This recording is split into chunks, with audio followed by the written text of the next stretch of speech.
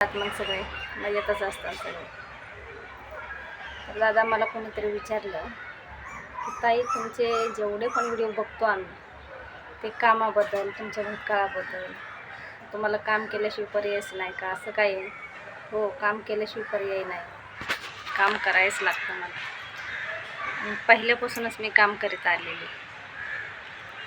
आपल्याला सुखाचा तुकडा कोणाकडून भेटलेला नाही. माझ्याच कष्टाचं मीच खायचं. पहिल्यापासून कष्टच करीत आलेली.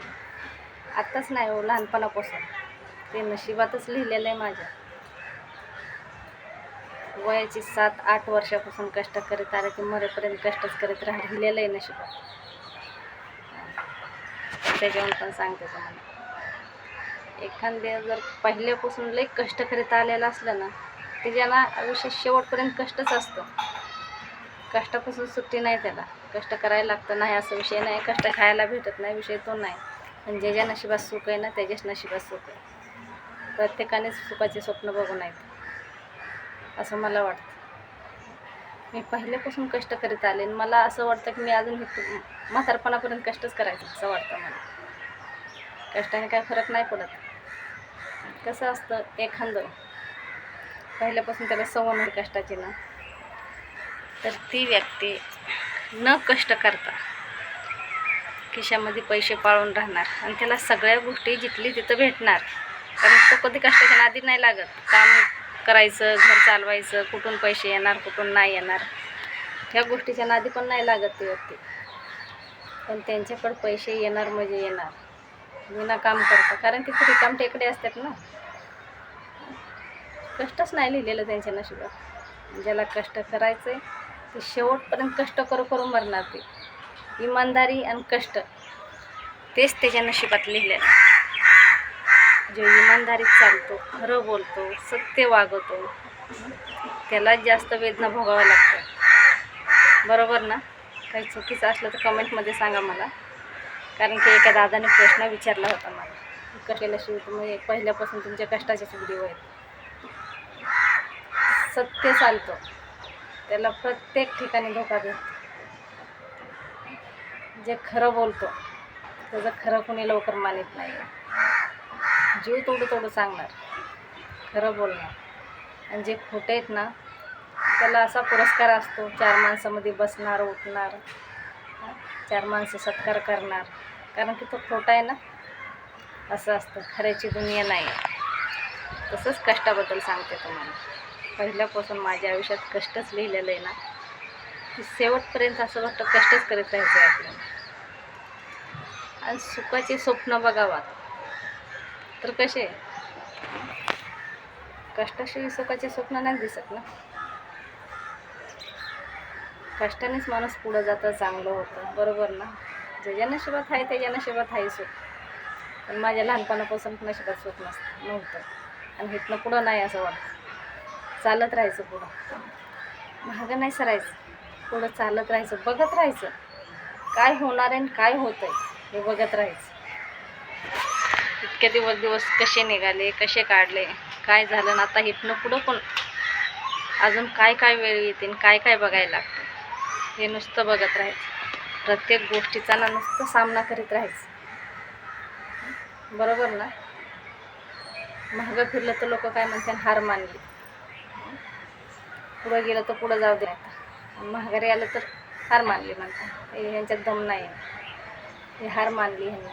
दुसऱ्याचं हसू करण्यापेक्षा आपली सुखी रोई चालत राहायचं, मागं नाही हटायचं. अहो, लहानपणापासूनच कधी मागं नाही हटले. लोकांच्या ओळखणीला उभं राहून तुकडत मोडले, तेव्हा नाही कधी मागं हटले. आता तर मुलं मोठाले झालेत, लग्नाला आलेत मुलं, आता कशाला मागं हटले. सपोर्ट आहे मला आता. पाहिलं तरी सपोर्ट कोणाचा, कुत्र्यावानी जिंदगी होती पहिली,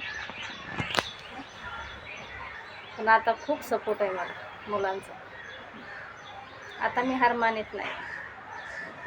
काय दिवस काढले, कसे दिवस काढले, लग्नाच्या आधीही काढले आणि लगीन झाल्यावर काढले. माझ्यासारखे दिवस कोणी काढले नसतात. कधी पोटाला अन्न भेटत नव्हतं, कधी अंगाला कपडा भेटत नव्हता, कधी पायाला चप्पल भेटत नव्हती. अशा ह्यातून बाहेर पडलेले. आणि आता काय हो, आता मुलं येतं माझे 2. मी जिंकले आता. पहिलं काय असं फॅमिली वगैरे काय नव्हती, नुसतं काम करायचं खायचं पहिलं. आता मी कोणाला भीतं नाही आणि कोणाला मी असं पदर पसरायला जात पण नाही की हा माझी तब्येत नाजूक आहे, मला कोणी मदत केली पाहिजे. नातेवाईक, आई बाप, बहिणी बा आहे, कोणाच्या दारातच जात नाही. मला गरज पडत नाही कोणाच्या दारात जायची. माझा स्वभाव असा आहे ना, उपाशी बसून पण कोणाला यजमान जाणार नाही. घरात उपाशी बसन पण कोणाला हात पसरणार नाही, असा स्वभाव आहे माझा. कारण की ते कसं कोणाला मागण्याचं, कोणाला बोलण्याचं, हे पहिल्यापासून खरं काय खोटं काय, सख्खं नातं सावत्र नातं जे काय नाते असतील ते ह्याचा अनुभव नव्हता ना, की ह्यांच्यात राहायचं माहिती नाही, ह्यांना काय बोलायचं ते माहिती नाही. ती एकटीला राहायची सवय लागली, कष्ट करायची सवय लागली, ती सवय आता मोडत नाही माझी. उलट राग येतो मला, कोणी मला गोड बोललं ना मला राग येतो. कुणी गोड बोलावा, कुणी माझी बाजू घेऊन चालावा, ह्याची अपेक्षा नाही अजिबात. कुणी डोक्यावरून हात फिरवावा, ह्याची बिलकुल अपेक्षा नाही. त्या गोष्टी डोक्यात पण आणत नाही. होतं कधी कधी असं मनाला कुठंतरी दुःख लागलं तर कुठंतरी वाईट वाटतं मनाला, पण इग्नोर करायचं. असं लईच वाईट वाटायला लागलं, दुःख लागायला लागलं ना मनाला, शांत बसायचं, दुसरा विषय काढायचा, या मोबाईल बघत बसायचा, टी व्ही बघत बसायचे. पण येतो मनामध्ये विषय, दुःख लागतं कुठंतरी, माणूस आहे, एक मन आहे, दुःख लागतं ना कुठंतरी, की हे जीवन असंच आहे का, हे असंच चालत राहणार का, असं कुठंतरी मनाला टोचले जातं. आठवण सगळ्याच्या येतात, प्रत्येकाची आठवण येते, लय आठवण येते. पण डोळ्यातून पाणी गाळीत बसण्याचा अर्थ नाही ना. रडलं पडलं, काही बोललं, काही म्हणलं, कोणाला किंमत वाटणार आहे, कोणाला काय वाटणार आहे. मुलांनाच काय वाटेल ते वाटेल. आणि चला जे आहे ते बरं आहे. जास्त असं सगळ्या गोष्टी फोडून सांगून फायदा नाही. चालत राहायचं पुढं, या संसाराचा गाडा आहे, ओढीत राहायचं. या संसारात काही कमीच पडतं, पुढं चालत राहायचं आणि ओढीत राहायचं. जास्त डोक्याला ताण करून घेतला ना, ते अजून जास्त ताण होतो डोक्याला. म्हणून कष्ट करीत राहायचं. लिहिलेलं आहे नशिबात, नशीब कुठं नेऊन उभा करतंय ते बघत राहायचं. अजून काय काय घडणार आहे. काही गोष्टी नाही सोशल मीडियावर सांगत, वेळ आले तर सांगा. पण जे आहे ते बरं आहे, आपलं चालत राहायचं. कधी कधी ना असं मनाला वाटतं ना की आपलंच कुठंतरी चुकतं आहे, हे सगळ्याला आपण आपलं मानतो, हे माझं ते माझं, आपणच चांगले नाहीत, आपलं कुठं चुकतं आहे आपलंच असं वाटतं. चुकीचे माणसं चांगले आहेत असं वाटतं. चला जे आहे ते बरं. व्हिडिओ आवडला तर कमेंटमध्ये सांगा मला.